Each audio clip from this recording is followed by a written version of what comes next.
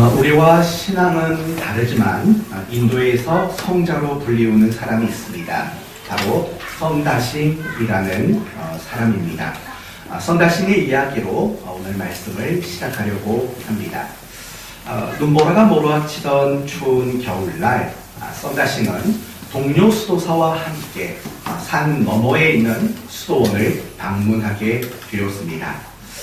길을 가다가 눈 위에 의식을 잃고 쓰러져 있는 한 노인을 봤습니다. 선다싱이 동료에게 말합니다. 우리가 업고 가자. 여기다 두면 분명히 이 노인분은 죽을 거다. 우리가 업고 가자. 그러나 그 동료의 생각은 달랐습니다. 이렇게 눈보라가 치는 이런 험한 길, 산을 넘어가야 하는 이 길에 우리가 이분을 업고 가면 우리도 자칫하면 죽을 수 있다라고 여겨서 반대를 했습니다. 그리고 결국에는 혼자 먼저 그 동료는 길을 떠났습니다. 선다싱은 하는 수 없이 이 노인을 업고 홀로 길을 갔습니다. 여러분 상상을 해보십시오. 의식이 없는 분을 업고 눈보라가 치는 그 산을 넘는다는 거 결코 만만한 일은 아니라는 거 여러분 아실 겁니다. 온몸에 땀이 나고 숨이 헐떡거리고 쓰러지고 넘어지기를 반복했습니다. 그리고 겨우 산을 넘어 수도원 근처에 왔을 때 또 길거리에 쓰러져 있는 한 사람을 보게 된 겁니다.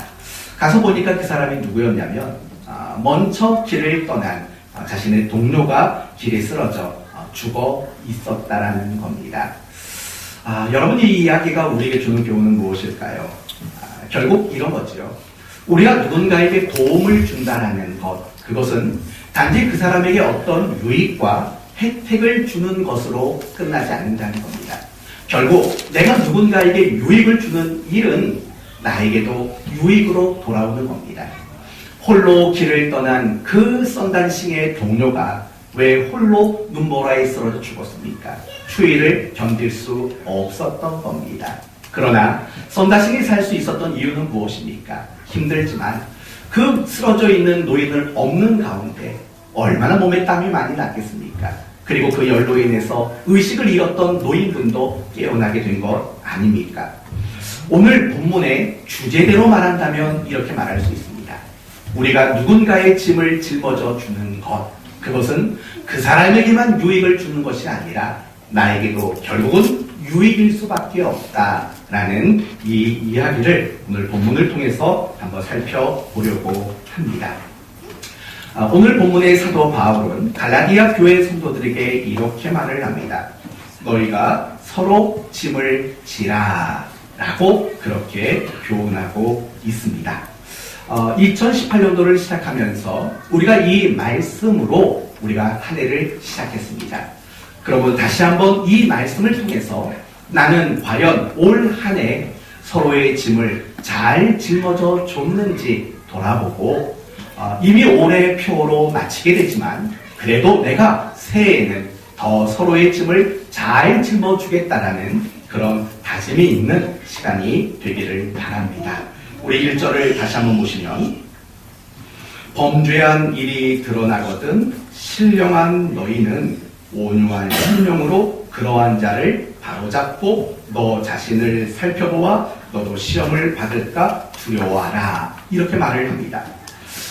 만일 무슨 범죄한 일이 드러나거든 먼저 이 대목을 여러분이 좀 주목하셔야 합니다. 만일 사람이 무슨 범죄한 일이 드러나거늘 여러분 결국 이 말씀 속에 우리가 알 수 있는 것은 이런 것들입니다. 첫째는 세상에는 완전한 신자가 있을 수 없다라는 겁니다. 다르게 말하면 세상에는 죄 안 짓는 사람이 없습니다. 그렇지 않습니까? 실수가 없는 사람도 없고 흠이 없는 사람도 존재하지 않습니다. 우리가 성경을 보십시오. 성경을 보면 그렇게 믿음이 좋았던 많은 믿음의 선배들 중에서도 완전한 신자는 사실은 아무도 없었습니다. 믿음의 조상하면 떠오르는 인물이 누굽니까? 아브라함입니다. 아브라함은 믿음의 조상입니다. 그러나 그 아브라함이 완전함이 있었습니까? 그렇지 않습니다.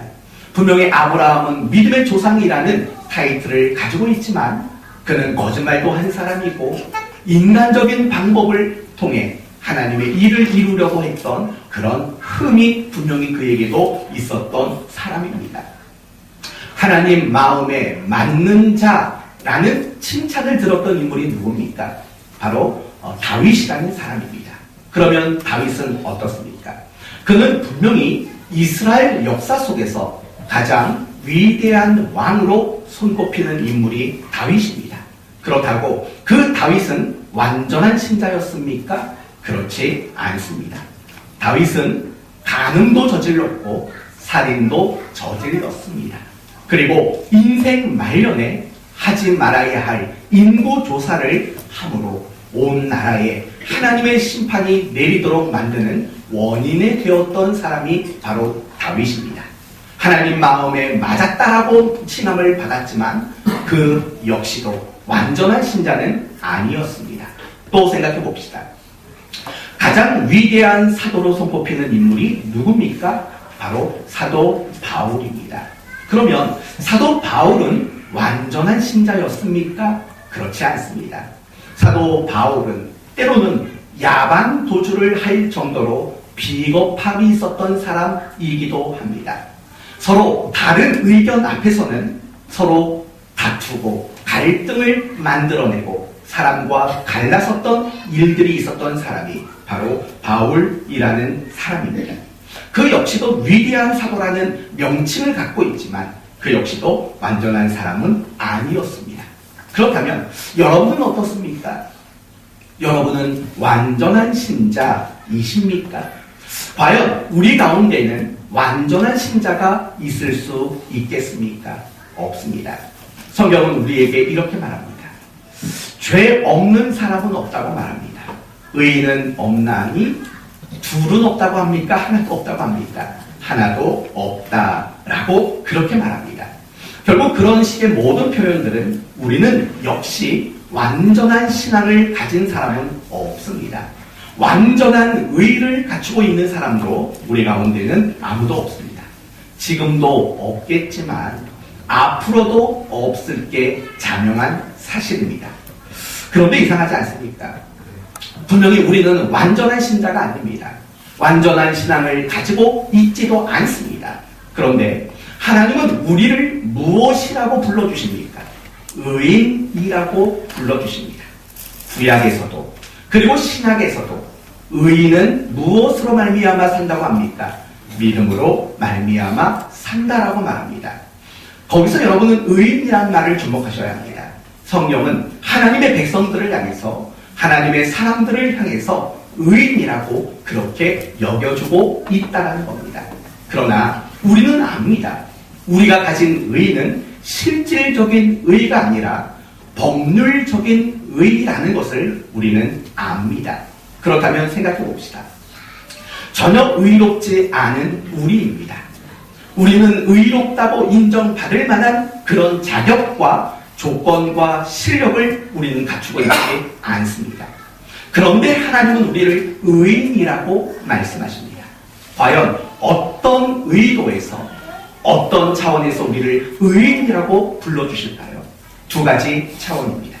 첫째는 하나님의 의지의 반영입니다. 무슨 말이냐면 하나님은 우리를 완전한 의인으로 세우고자 하는 그런 계획을 가지고 계시고 그 일을 시작하셨으며 반드시 그 일을 이루어내시는 분이라는 차원에서 우리를 의인이라고 하나님은 말씀하신 겁니다. 다시 말하면 죄인을 의인으로 만드신 그 착한 일을 시작하신 하나님이 우리의 의로움을 완성시켜 내시고야 말 것이라는, 반드시 하나님은 우리를 의롭게 해내실 것이라는 그 확신이, 그 하나님의 영원하신 작정과 그 섭리의 의미가 결국 우리를 의롭다고 부르시는 말 속에 담겨져 있는 겁니다. 그래서 여러분은 천국에 입성하시는 그날 죄인으로 입성하지 않을 겁니다. 뭔가 부족한 의인의 모습으로 입성하지 않을 겁니다. 여러분이 천국에 입성하는 그날은 성경이 말한 그대로 완전한 의인으로 여러분 모두는 천국에 입성하게 될 것입니다. 그것이 하나님이 하시는 일이신 겁니다. 또 하나의 뜻이 있습니다. 하나님의 측면으로 볼 때 우리를 의인이라고 말씀하시는 것은 우리를 의인으로 완성시켜 내고 말겠다라는 하나님의 자기선언이라는 뜻이 있다면, 이제 우리 측면으로 의인이라는 말도 이해해 보셔야 합니다. 과연 의인이 아닌 우리를 의인으로 부르시는 의미는 무엇입니까? 그것은 우리 모두가 날마다 또 시간이 갈수록 우리 자신을 더욱더 의롭게 만드는 그 일들을 해야 하는 의무와 책임과 사명이 우리에게 있다라는 뜻인 겁니다. 다시 말하면 이겁니다. 날마다 내 자신을 성화시켜 가야 할 그 의무와 책임이 우리에게 있다라는 것을 가르쳐주고 교훈하시는 것이 바로 우리를 의인이라고 불러주시는 의미라는 것입니다. 사랑하는 성도 여러분, 우리는 늘 성도의 의무와 책임이 뭡니까? 물어보면 가장 최근에 세례받으신 분이 누구죠? 우리 교회에서? 주성문 성도님. 교인의 5대 의무가 뭡니까? 2년밖에 안 되는데 기억 못 하시겠습니까? 교인의 5대 의무. 세례교육 다시 한번 할까요? 뭐 그런 거죠.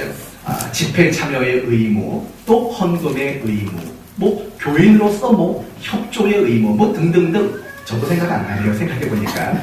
휘장파장입니다. 중요한 건 우리는 늘 교인의 의무, 성도의 의무라고 말하면 표면적으로 보이는 몇 가지들입니다. 늘 성경 읽는 거, 예배 나오는 거, 봉사하는 거, 또 헌금하는 거, 뭐뭐뭐 하는 거라고만 우리의 의무를 생각합니다. 근데 여러분, 엄밀히 말하면 우리 성도에게 있어서 가장 큰 의무는 우리를 의롭다고 여겨주신 하나님의 그 약속을 이루어 가야 하는 의무와 책임이 사실은 성도들에게 있어서 가장 중요한 의무고 책임이라고 우리는 그렇게 알아야 마땅한 일인 것입니다. 사랑하는 성도 여러분, 우리를 의인으로 불러주신 이유는 바로 그겁니다.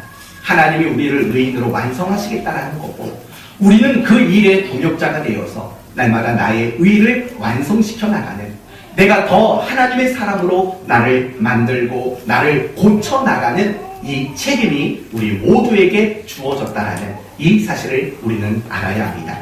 우리는 지금 1절을 보고 있습니다. 형제들아, 사람이 만일 무슨 범죄한 일이 드러나거든 이라고 말합니다. 완전하지 않지만 우리를 의인으로 불러주신 하나님의 의도와 약속을 붙잡고 내 자신을 더욱더 온전하게 만들고 고쳐가고 세워가는 이 일들을 요구하고 있는 구절입니다. 그런데 이 1절을 보시면 우리에게 또 하나의 의무와 책임을 우리에게 말해주고 있습니다. 바로 이런 거죠. 신령한 너희는 온유한 심령으로 그러한 자를 바로잡고, 여러분, 그러한 자는 어떤 자입니까? 범죄한 자입니다. 연약한 자고 부족한 자고 못난 자고 틀린 자입니다. 그들을 바르게 잡아주라 라고 말씀하고 있는 겁니다. 우리는 이 부분도 놓치면 안 됩니다. 분명히 우리 자신을 더욱더 완전하게 만들어 가야 할 의무와 책임이 우리에게 있습니다. 그러나 또 하나 우리에게 주어진 의무와 책임이 있다면 그것은 다른 사람을 고쳐주고 다른 사람을 만들어주고 세워주고 완성시켜주는 바로 그 의무와 책임도 우리에게 더불어 주어지고 있다는 사실입니다. 사랑하는 성도 여러분, 여기서 여러분이 꼭 알아야 할 것이 있습니다. 그것은 바로 이런 겁니다. 누군가의 신앙을 도와주는 것, 누군가의 신앙을 만들어주고 완성해주는 책임은 목회자에게만 있는 것이 아니라는 겁니다. 당연히 목회자에는 성도들의 신앙을, 누군가의 신앙을 도와서 완성시켜 주어야 할 의무와 책임이 분명히 있습니다. 그러나 그 책임이 저에게만, 그리고 전도사님에게만 있다고 여러분 생각하시면 안 됩니다. 목자들에게 역시 그 책임이 있습니다. 교회 직분자들에게도 역시 그 책임이 있습니다. 신앙생활을 먼저 시작한 신앙의 선배들에게도 그 책임이 있습니다. 더 나아가서 은혜 받은 모든 여러분들이 다 다 감당해야만 하는 바로 그 책임이 여러분에게 있다는 사실을 잊지 말아야 합니다. 성도 여러분, 물어봅시다. 하나님은 왜 여러분에게 은혜를 베풀어 주신다고 여러분은 생각하십니까? 왜 여러분에게 은혜를 주시지요? 여러분만 좋으라고 은혜를 주십니까? 그렇지 않습니다. 하나님이 우리에게 은혜를 주시는 목적은 결국은 여러분이 누군가의 신앙을 돕는 자가 되라고 하나님은 은혜를 주신다는 사실을 잊지 말아야 합니다. 누군가를 고쳐주라고, 누군가를 만들어주라고, 누군가를 세워주고 누군가의 신앙을 완성해주라고 우리에게 은혜를 베풀었다는 사실을 잊지 말아야 합니다. 그러나 우리가 하는 실수가 무엇인지 아십니까? 내가 은혜를 많이 받고 내가 큰 은혜를 받으면 내가 잘난 줄 아는 게 우리가 갖는 늘 큰 실수인 것입니다. 사랑하는 성도 여러분, 여러분이 은혜 받은 자라는 사실을 기억하신다면 누군가의 신앙을 돕는 자가 되는 이 의무와 이 책임을 여러분 모두는 다 감당해 내셔야 합니다. 성경을 보면 하나님이 우리에게 요구하시는 것들이 참 많습니다. 이래라 저래라, 그건 안 돼, 그건 해야 돼 라고 요구하는 것들이 얼마나 많은지 모릅니다. 그렇다면 하나님이 성경을 통해서 우리에게 요구하시는 것을 한 단어로 요약한다면 어떤 단어가 될 것 같습니까? 결국 거룩인 겁니다. 성경은 우리에게 가장 중요하게 요구하는 것, 그게 바로 거룩입니다. 성경이 우리에게 말할 수 없이 많이 요구하는 것들, 결국 그것들을 함축할 수 있는 단어는 결국은 거룩일 수밖에 없는 겁니다. 그러면 이제 여러분에게 묻습니다. 여러분은 거룩이 뭐라고 생각하십니까? 과연 거룩은 뭘까요? 보통 성도들이 생각하는 거룩은 이런 거일 때가 많습니다. 윤리적이고 도덕적이고 고결한 삶을 살아가는 것, 깨끗함, 청렴함, 이런 것들을 우리는 거룩이라고 생각하는 경우가 많습니다.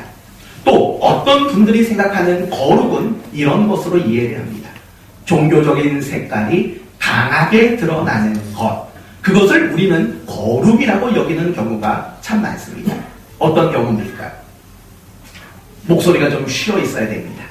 말할 때마다 항상 뭐 이런 거 있지 않습니까? 기도 많이 해가지고 목 쉰 사람 소리 나는 것, 그러면 우리는 늘 거룩이라고 생각합니다. 누군가랑 대화를 할 때 성경 구절을 인용해서 말을 하면 거룩한 사람이라고 우리는 이해를 합니다. 사실 그렇지 않습니다. 여러분이 성경 구절을 많이 인용해서 대화를 할 수 있다고 해서 그런 사람이 거룩은 아닙니다. 여러분을 보면은 종교적인 색깔이 강해 보여서 여러분이 거룩하다 그렇게 말할 수 있는 것도 아니라는 것을 잊지 말아야 합니다. 어떤 면에서 오늘날 신자들이 생각하는 거룩은 성경에 나오는 바리새인일 경우가 사실은 훨씬 더 많습니다. 여러분, 바리새인의 모습은 어떻습니까? 늘 이런 거죠. 경문의 띠를 넓게 하고 옷수를 길게 하고. 그러니까 오늘날 카톨릭에서 뭐 신부나 주교나 이런 사람들이 옷 입는 거 보신 적 있죠? 엄청 화려합니다. 머리부터 발끝까지. 무슨 지팡이는 금지팡이를 들고 다니고 얼마나 화려한지 모릅니다. 당시 바리새인들이 그런 식으로 옷을 입었다는 겁니다. 휘황찬란한 옷마다 막 술이 달려있고 그 속에는 막 성경 구절들이 적혀있는 그런 옷을 그들은 입고 다녔다는 겁니다. 어디 그뿐입니까? 그들은 길거리에서 기도하는 걸 좋아했습니다. 금식하는 걸 좋아했습니다. 여러분, 왜 그들이 그랬습니까? 이유는 하나입니다. 사람들에게 보이고 싶은 마음들이 사실은 많이 있었기 때문입니다. 그럼에도 불구하고 오늘날 신자들이 생각하는 거룩은 대부분 그런 모습일 때가 많이 있다는 겁니다. 그러나 아셔야 합니다. 성경이 말하는 거룩은 그런 게 아닙니다. 성경이 말하는 거룩은 무엇입니까? 하나님 편에 서는 게 거룩입니다. 여러분이 보셨을 때 내가 어느 쪽이 하나님 편을 드는 것인가, 그걸 보셔야 하는 겁니다. 그리고 그 어떤 순간에도 하나님 편에 서는 게 그게 바로 거룩입니다. 예를 들어 봅시다. 여리고성에 정탐꾼이 갔습니다. 이스라엘 정탐꾼이 갔습니다. 그때 이 정탐꾼들을 숨겨준 사람은 누굽니까? 기생 라합이라는 사람입니다. 그런데 그냥 숨겨주지만 않았습니다. 거짓말 쳤습니다. 자기가 다 숨겨놔주고 저쪽으로 도망갔다고, 빨리 쫓아가면 잡을 수 있다고 거짓말 쳤습니다. 거짓말 쳤어요? 거룩일까요? 아닐까요? 잘 생각해 보십시오. 분명히 기생 라합은 거짓말 쳤습니다. 그렇지 않습니까? 자기가 숨겨놓고 절로 도망갔다고 거짓말 쳤습니다. 그건 죄일까요? 아닐까요? 그건 거룩일까요? 거룩이 아닐까요? 그럼 이렇게 물어봅시다. 성경은 그 사건을 칭찬합니까? 야단칩니까? 성경은 칭찬합니다. 그걸 믿음이라고 말합니다. 왜요? 하나님이 하시는 일이 바로 정탐꾼의 일이었기 때문입니다. 그렇게 하나님 편에 서는 것, 하나님 편에 설 줄 아는 것, 그게 바로 성경이 말하는 진리고, 그것이 바로 성경이 말하는 거룩이라는 사실을 여러분 잊지 말아야 합니다. 하나님을 닮아가는 게 거룩입니다. 날마다 하나님을 더 사랑하고 날마다 하나님으로 내가 충만해지는 것, 그게 거룩입니다. 복잡하죠? 어려워 보입니까? 더 간단히 말합시다. 거룩은 이웃을 사랑하는 겁니다. 왜 우리가 하나님 편에 섭니까? 왜 우리가 하나님을 충만하게 내게 담아야 합니까? 왜 하나님을 닮아내야 합니까? 결국 그 모든 궁극적인 이유는 이웃을 사랑하기 위해서입니다. 성경이 우리에게 요구하는 대부분의 목적은 이웃 사랑입니다. 하나님이 왜 우리에게 거룩을 요구하십니까? 그것은 나의 거룩으로 내 스스로가 만족하라고 거룩을 요구하지 않습니다. 하나님 자신이 만족하려고 거룩을 요구하지 않습니다. 하나님이 우리에게 거룩을 요구하시는 이유는 우리로 하여금 이웃을 사랑하는 자가 되도록 만드시기 위함입니다. 사랑이 뭡니까? 우리 성도들 알죠? 뚝 하면 사랑이 뭐냐고 1년에 수십 번씩 물어보니 모를 리가 있겠습니까? 사랑은 감정 아닙니다. 나 당신 좋아, 나 당신이랑 있으면 설레, 이게 사랑이 아니랍니다. 성경이 말하는 사랑은 내가 그 사람에게 어떤 식으로든 유익을 주는 것이 성경이 말하는 사랑이라는 걸 잊지 마십시오. 어디 그 말이 나옵니까? 고린도전서 8장과 9장이 온통 그 얘기입니다. 서로에게 유익을 끼치는 것, 그것이 사랑이라고 성경은 말하는 겁니다. 그리고 더 나아가서 결국 유익이라는 것은 뭡니까? 오늘 본문대로 말한다면 내가 나를 통해서 누군가를 고쳐주고 만들어주고 세워주고 완성해주는 것, 그게 사랑입니다. 다시 말하면 결국 내가 누군가를 만들어주고 완성시켜주고 세워주는 그것이 바로 거룩인 겁니다. 성도 여러분, 거룩은 어떤 모양새로 나오는 게 아닙니다. 거룩은 어떤 느낌으로 나오는 게 아닙니다. 거룩은 내가 누군가를 도와줌으로 그가 신앙에서 일어서고 완성되어져 가도록 만드는 일, 바로 그게 거룩이라는 겁니다. 우리가 알고 있는 거룩과 우리가 지향하고 우리가 추구하는 거룩과 사실은 너무 많이 다릅니다. 사랑하는 성도 여러분, 저는 여러분이 거룩해졌으면 좋겠습니다. 혼자 삐까뻔쩍한 어떤 걸 하라는 게 아니라 서로에게 유익을 주므로 그 사람의 신앙을 세워주는 그런 거룩이 여러분에게 있기를 바랍니다. 바로 그걸 우리에게 말하는 겁니다. 올해 우리의 교회 표가 결국 서로의 짐을 짊어주지 않습니까? 나는 과연 올 한 해 누군가의 신앙에 유익을 주고 누군가의 신앙을 세워주고 완성시켜주는 나는 그 일을 했는가를 오늘 이 시간 우리 모두는 점검해 봐야 합니다. 이제 두 번째로 넘어가 봅시다. 우리가 첫 번째 결론은 결국 그겁니다. 사랑, 거룩, 하나님이 우리에게 원하시는 것, 그것은 누군가를 도움으로 그 사람의 신앙을 완성시켜주는 것, 세워주는 것, 여기까지 갔습니다. 그러면 이제 우리가 살펴볼 것은 이런 것들입니다. 어떻게 하면 될까요? 어떻게 누군가를 고쳐주고 잡아주고 올바르게 세워줄 수 있을까요?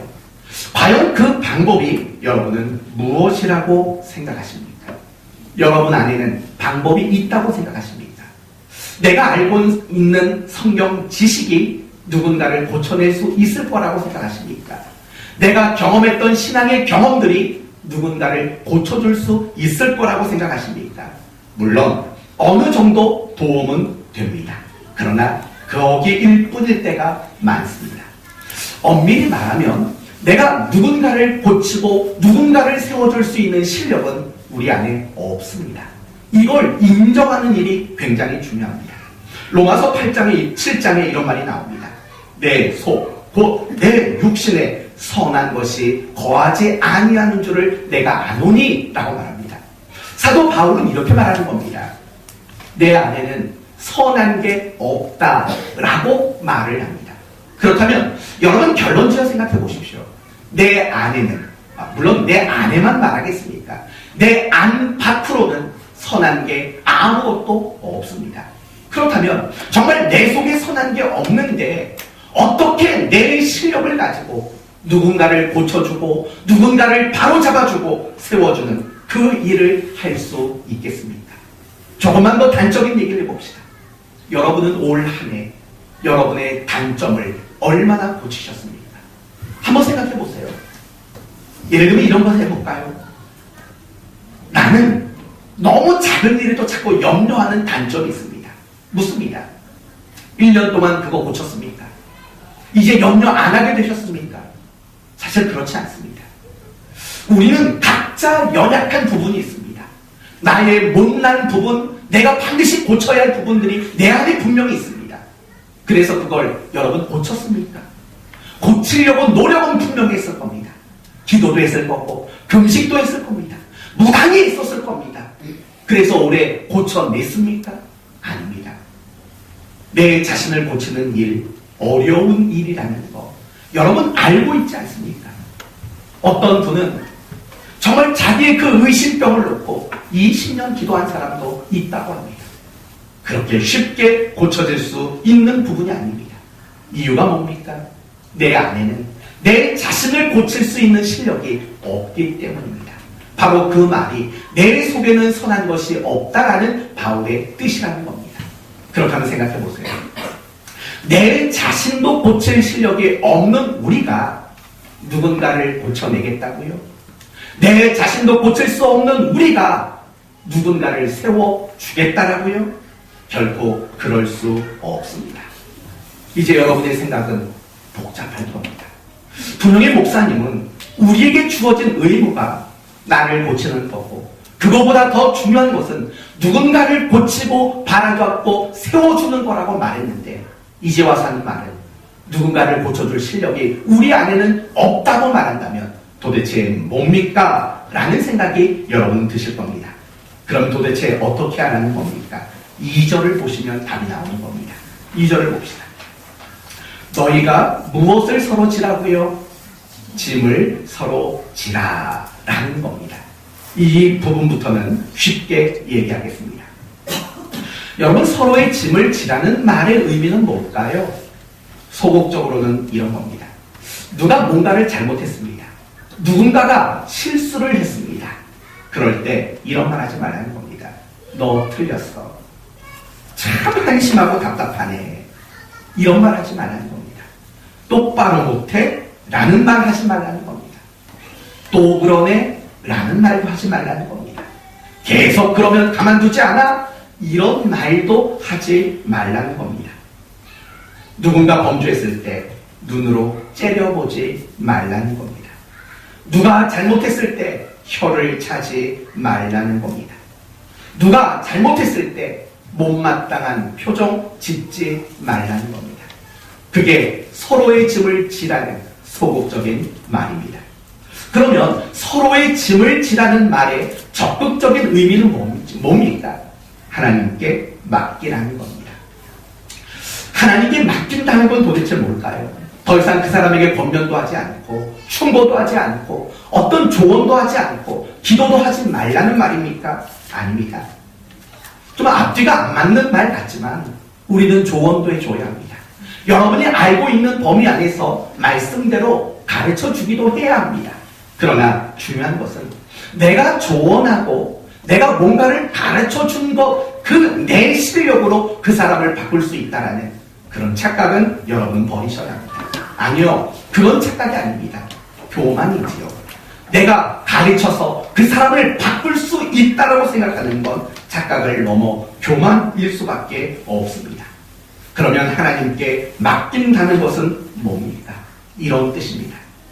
하나님이 그 사람을 고치시고, 하나님이 그 사람을 만드시고, 하나님이 그 사람을 완성시킬 그때까지 여러분은 웃어주시면 되는 겁니다. 그게 하나님께 맡기는 겁니다.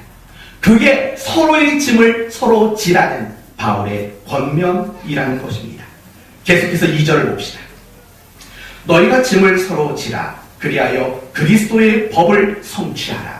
여러분, 여기서 말하는 그리스도의 법이란 무엇입니까? 그리스도가 일하는 방법을 말하는 겁니다. 또 더 나아가서 그리스도가 일하는 방법은 무엇입니까? 결국 사랑이라는 거 여러분은 잘 아실 겁니다. 사랑이 뭡니까? 눈물의 씨앗이요. 연필로 써야만 하는 것이요. 사랑이 뭡니까? 성경은 사랑을 이렇게 말합니다. 기다리는 것이라고 말합니다. 고린도전서 13장의 이야기를 여러분은 잘 아실 겁니다. 사랑에 대한 이야기가 10몇 가지가 나옵니다. 그런데 첫 번째 대목이 뭡니까? 사랑은 오래 참고 모든 것을 참으며 모든 것을 바라며 모든 것을 견디느니라 로 마치게 됩니다. 여러분, 신기하지 않습니까? 우리가 보통 생각하는 사랑과 너무 많이 다릅니다. 우리는 사랑하면 내 마음대로 해주는 거, 선물 주는 거, 이런 식으로만 생각하지 않습니까? 뭔가 끈적끈적하고 핑크색, 이런 것만 생각하지 않습니까? 근데 바울이 말하는 사랑은 오래 참고 견디고 기다리는 거라고 그렇게 이야기를 합니다. 그런데 재밌는 것은 뭐냐면 성경이 하나님의 사랑을 이야기할 때도 같은 맥락이라는 겁니다. 베드로후서 3장을 보면 이런 말이 나옵니다. 사랑하는 자들아, 주께는 하루가 천년 같고 천년이 하루 같다는 이 한 가지를 잊지 말라. 주의 약속은 어떤 이들이 더디다고 생각하는 것 같이 더딘 것이 아니라 오직 주께서 너희를 대하여 오래 참사 아무도 멸망하지 아니하고 다 회개하기에 이르기를 원하노라. 하나님의 사랑을 이야기할 때도 천년이라는 표현이 나오면서 오래 참으사라는 말을 쓰고 있다는 것을 기억하셔야 합니다. 이게 바로 하나님의 사랑인 것입니다. 그리고 바울이 말하는 사랑도 결국은 하나님의 사랑인 것입니다. 기다림의 사랑이라는 겁니다. 그렇다면 성도 여러분, 정말 신앙이 좋은 사람은 어떤 사람입니까? 믿음이 좋은 사람은 어떤 사람입니까? 신앙의 실력이 뛰어난 사람은 어떻습니까? 누가 잘못하는 거 첫 보면 아는 겁니까? 그리고 그 잘못한 것들을 논리적으로 지적해 줄 수 있는 게 실력이 좋은 겁니까? 아닙니다. 잘못한 걸 보고 누군가의 실수를 보고 그 사람이 잘할 때까지 웃음으로 그 사람을 대해줄 수 있는 것, 그게 진짜 신앙이 좋고 믿음이 좋은 사람입니다. 기다려 줄 아는 것, 그게 바로 진짜 실력이 좋은 사람이라는 걸 우리는 알아야 하는 겁니다. 간단한 예를 들어봅시다. 오른쪽 팔이 부러졌습니다. 어떻게 하시겠습니까? 오른쪽 팔이 부러졌습니다. 어떻게 하시겠습니까? 백석역에 있는 백석 정형외과를 찾아가십시오. 소연이 아빠가 운영하는 정형외과 병원, 이럴 때 홍보 한번 하지 언제 하겠습니까? 근데 여러분, 병원에 가면 뭘 해줄 것 같습니까? 부러진 팔에 기부스를 해줄 겁니다. 그 기부스를 해주기만 하겠습니까? 아닙니다. 끈을 묶어서 목에 걸어줄 겁니다. 그렇지 않겠습니까? 바로 그게 사랑인 겁니다. 내 오른팔이 다쳤습니다. 부러졌습니다. 너 이제 쓸모없어. 끊어내겠습니까? 아닙니다. 목은 그 팔을 지탱하는 줄을 견뎌주는 겁니다. 이제 오른팔은 못 씁니다. 이 왼손이 오른팔이 해야 할 일까지 다 해주는 겁니다. 눈은 이 팔이 어디 부딪히지 않도록 더 잘 살펴주는 일을 해야 합니다. 그렇지 않겠습니까? 그게 바로 사랑이라는 겁니다. 그게 바로 신앙이고 그게 바로 믿음의 실력이라는 겁니다. 우리는 믿음의 실력을 늘 뭘 잘하는 걸 가지고만 이야기합니다. 성경을 많이 알고 성경을 이야기 잘할 줄 알고 어떤 일도 잘하고 이걸 실력으로 생각합니다. 물론 그런 실력이지요. 하지만 그것을 신앙의 실력이고 그것을 믿음의 실력이라고 말할 수는 없는 겁니다. 정말 신앙의 실력이란, 정말 믿음의 실력이란 그 사람이 세워질 때까지 묵묵히 기다려주는 것, 그게 바로 진짜 믿음의 실력이고 그게 바로 신앙의 실력일 수밖에 없다는 것입니다. 사랑하는 성도 여러분, 그러면 이것도 생각해 보십시오. 왜 성경은 우리에게 기다려주는 게 사랑이라고 그렇게 말할까요? 이유는 간단합니다. 우리는 쉽게 안 변하기 때문에 그렇습니다. 그래서 여러분 우스갯소리로 이런 말 쉽게 하지요. 누가 갑자기 철이 들면 뭐라고 말합니까? 저 사람 죽을 때가 됐나봐, 철 들었어. 이런 말 하는 것은 결국 우리는 쉽게 안 변하고 쉽게 안 고쳐진다라는 말 아닙니까? 우리의 신앙도 마찬가지입니다. 여러분, 제가 옛날에 가졌던 바보 같은 생각 여러 번 얘기해 드렸죠. 저는 부흥회 2박 3일 참석하면 저는 제가 바뀔 줄 알았습니다. 안 바뀌던데요. 그 2박 3일을 10번을 했는데도 안 바뀌던데요. 금식을 일주일씩 기도원 가서 하고 와도 안 바뀌던데요. 아니요, 정확히 말합시다. 바뀌었습니다. 한 이틀 정도는. 이틀 정도는 금식하고 나오니까요, 혈기도 안 나오던데요. 욕심도 안 생기던데요. 은혜가 있던데요. 한 2, 3일 지나니까 조금씩 없어지기 시작하던데요. 여러분, 우리 매년 그거 경험하지 않습니까? 우리 올해 수련회 가서 은혜 많이 받았지 않습니까? 다시 시작합시다. 하나님 사랑, 이웃 사랑. 여러분, 울고 불고 얼마나 은혜 받아서 여러분 다들 좋아라 했습니까? 얼마나 가셨습니까? 올해는 좀 오래 갔어요. 한 달 가까이 갔는데요. 여러분 보니까 이게 조금 오래 갈 수는 있습니다. 그러나 우리 자신이 완전히 뒤바뀌는 건 결코 하루아침에 되어지는 일은 아니라는 거 아시지 않습니까? 내년도에 수련회 가면 또 은혜 받을 겁니다. 근데 그 한 번이 여러분을 단번에 바꾸지는 못합니다. 그 한 번 한 번들이 쌓여서 조금씩 나도 모르는 사이에 조금씩 변해가는 겁니다. 다시 말하면 우리의 신앙은 반드시 시간이 필요한 겁니다. 예수님은 왜 이 땅에 우리와 똑같은 모습으로 우리의 시간으로 들어오셨습니까? 그것은 하나님은 시간으로 일하는 분이라는 것을 가르쳐 주시기 위함이라는 겁니다.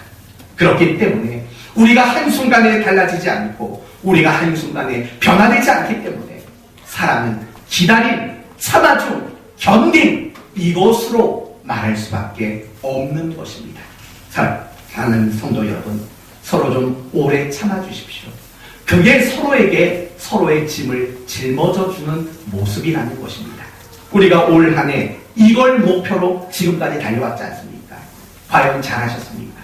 올 한 해 서로의 못난 거, 부족한 거 잘 참아주고 견디고 오래 기다려 주셨습니까? 여러분 대답 뭡니까?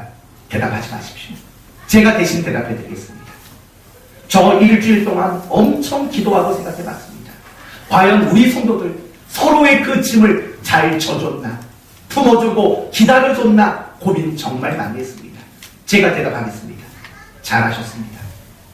이거 그냥 빼오는 말 아닙니다. 정말 생각하고 또 생각해 봤는데 여러분 잘하신 게 맞습니다. 서로 잘 견뎌주셨고 서로 부족한 거 잘 품어주셨습니다. 잘 참아주셨습니다. 그건 목사로서 여러분을 칭찬하고 싶습니다. 잘하셨습니다. 그게 신앙의 실력입니다. 그게 진짜 믿음의 능력인 겁니다. 앞으로도 새해에도 서로 잘 견디십시오. 서로 잘 참아내 주십시오. 서로의 짐을 잘 짊어져 주는 여러분 모두가 될 수 있기를 바랍니다. 그런데 참 그게 쉽지 않아요. 기다려주고 견뎌주고 참아주는 거 어려워요.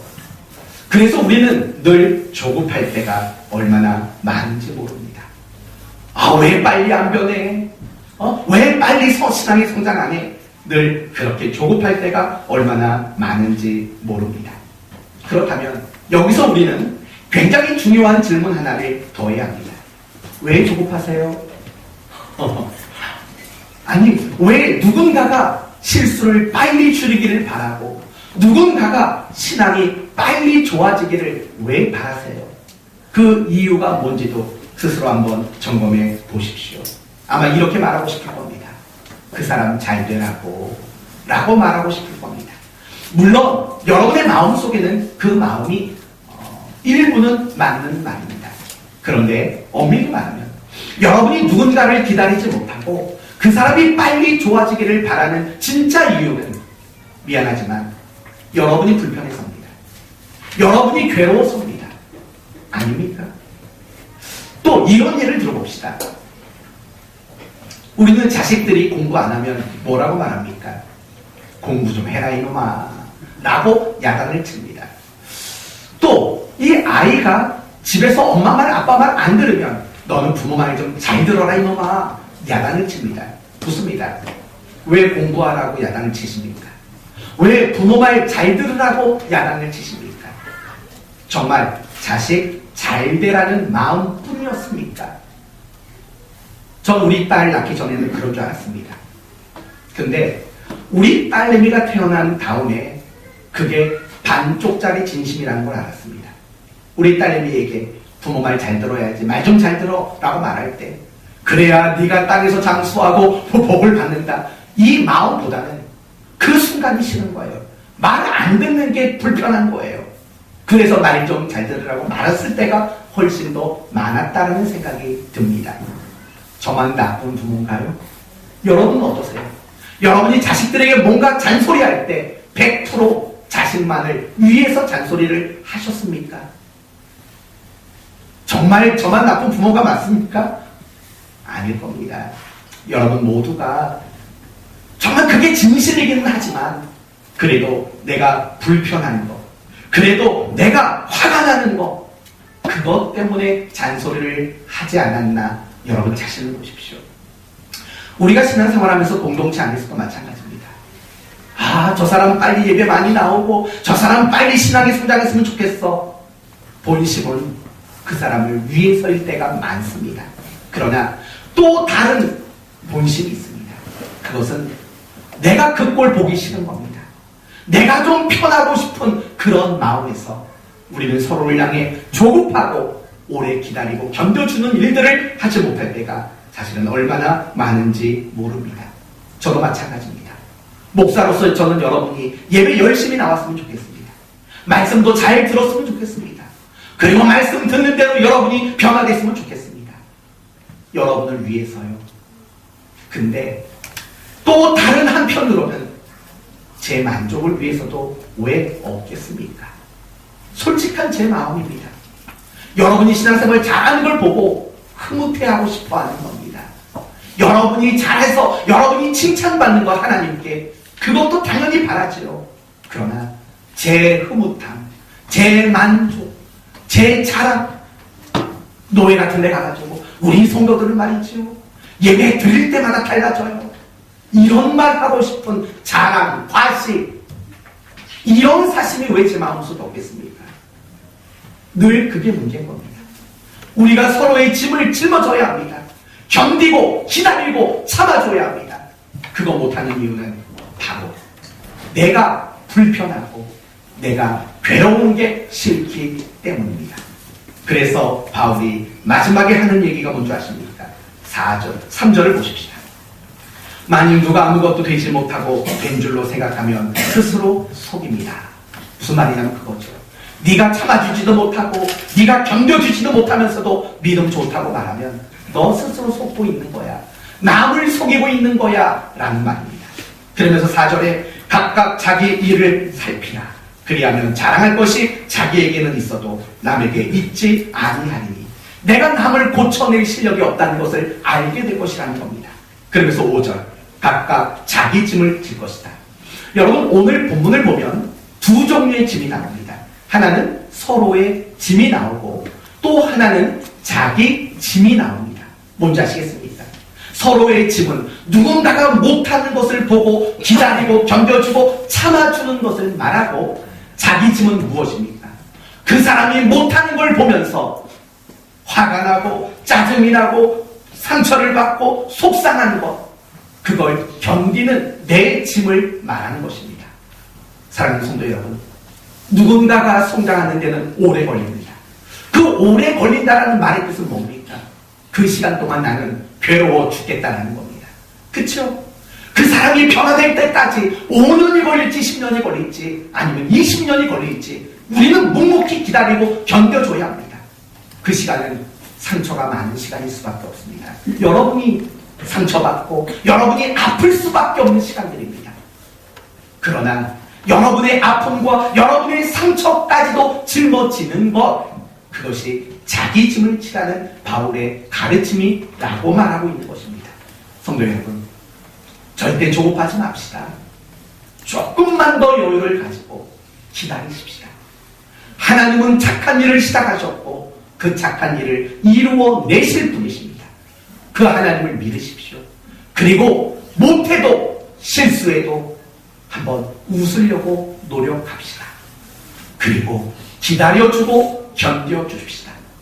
아픔을 받아도 상처를 겪게 돼도 그건 내 짐으로 알고 잘 짊어집시다. 그게 오늘 이 갈라디아서 6장이 오늘 우리에게 주시는 메시지인 겁니다. 이제 오늘 말씀을 마치도록 하겠습니다. 하나님은 우리의 모든 짐을 짊어져 주십니다. 아십니까? 하나님은 우리의 못난 것, 부족한 것 볼 때마다 우리를 내치신 적이 없습니다. 우리를 끊임없이 하나님은 우리의 짐을 짊어져 주십니다. 우리도 그러기를 원하십니다. 서로의 짐을 짊어져 주십시오. 내가 그 사람을 고쳐낼 실력이 없으니까 내가 할 수 있는 것은 참고 기다리고 웃어주는 것뿐입니다. 상처를 받겠지요. 아픔이 찾아오겠지요. 그것조차도 짐으로 알고 내가 잘 감당해 냅시다. 올 한 해 잘하셨던 것처럼 내년에도 잘하시기를 바랍니다. 여러분의 신앙이 언제 성장하냐면 바로 그때 성장하는 겁니다. 누군가의 짐을 짊어지고 기다리고 견디는 그 시간이 여러분의 신앙이 성장하는 시간이라는 사실을 잊지 마십시오. 여러분 성경 배울 만큼 배우지 않았습니까? 그래서 여러분은 더 이상 신앙이 그 이상 성장하지 못하고 있습니다. 새로운 걸 못 배워서가 아닙니다. 여러분이 서로의 짐을 짊어져 주고 그것으로 인한 나에게 주어진 짐을 짊어지지 않기 때문에 그 이상 신앙이 성장할 수 없는 겁니다. 짐을 짊어질 때 썬다신처럼 그 사람의 생명도 보존되고 의식이 없던 노인의 생명도 살린 것처럼 서로의 짐을 짊어지는 그 자리에 생명이 살아나고 신앙이 성장해가는 그런 놀라운 일들이 일어나게 되는 것입니다. 2019년도 우리 모두가 서로의 짐을 잘 짊어져 줌으로 함께 성장해가는 한 해가 되시기를 예수 그리스도의 이름으로 축원드립니다. 아멘. 기도합시다. 하나님 감사합니다. 2018년도 우리에게 서로의 짐을 지라는 표를 주셨고 그 표를 가지고 1년을 달려왔습니다. 우리 성도들 최선을 다해서 짐을 짊어지기 위해 노력했습니다. 새해에도 그리할 수 있게 하시고 서로의 짐을 짊어져 줌으로 함께 생명력을 회복하고 함께 신앙의 성장해가는 우리 성도들 모두가 되게 하여 주옵소서. 감사하오며 예수님의 이름으로 기도 올리오나이다. 아멘.